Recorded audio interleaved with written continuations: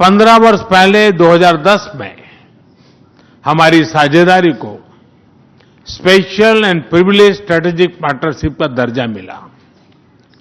पिछले 2.5 दशक से उन्होंने अपने नेतृत्व और दूरदृष्टि से इन संबंधों को निरंतर सींचा है।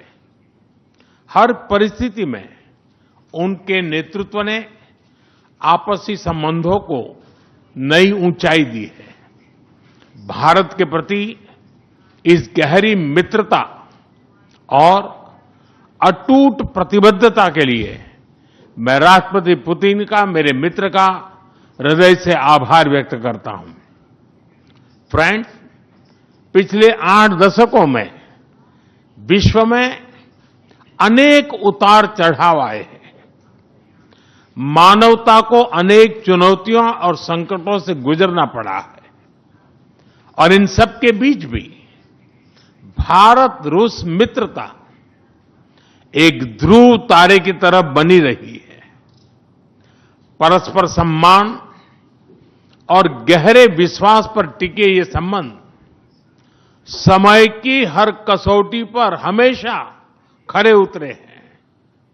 आज हमने इस नींव को और मजबूत करने के लिए सहयोग के सभी पहलुओं पर चर्चा की।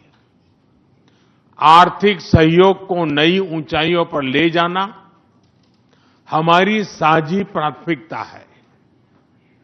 इसे साकार करने के लिए आज हमने 2030 तक के लिए एक इकोनॉमिक कोऑपरेशन प्रोग्राम पर सहमति बनाई है।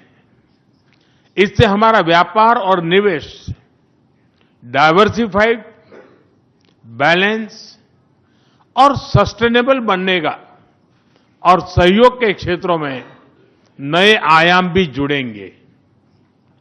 आज राष्ट्रपति पुतिन और मुझे इंडिया रशिया बिजनेस फोरम में शामिल होने का अवसर मिलेगा।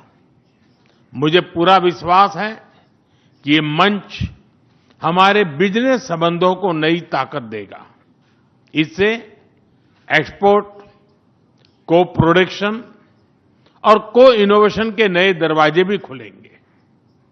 दोनों पक्ष यूरेशियन इकोनॉमिक यूनियन के साथ एफटीए के शीघ्र समापन के लिए प्रयास कर रहे हैं। कृषि और फर्टिलाइजर के क्षेत्र में हमारा करीबी सहयोग फूड सिक्योरिटी और किसान कल्याण के लिए महत्वपूर्ण है। मुझे खुशी है कि इसे आगे बढ़ाते हुए अब दोनों पक्ष साथ मिलकर यूरिया उत्पादन के प्रयास कर रहे हैं। फ्रेंड्स, दोनों देशों के बीच कनेक्टिविटी बढ़ाना हमारी मुख्य प्राथमिकता है। हम आईएनएसटीसी, नॉर्दर्न सी रूट, चेन्नई व्लादिवोस्टोक कॉरिडोर पर नई ऊर्जा के साथ आगे बढ़ेंगे। मुझे खुशी है कि अब हम भारत के सी फेरर्स की पोलर वाटर्स में ट्रेनिंग के लिए सहयोग करेंगे। यह आर्कटिक में हमारे सहयोग को नई ताकत तो देगा ही, साथ ही इससे भारत के युवाओं के लिए रोजगार के नए अवसर बनेंगे। उसी प्रकार से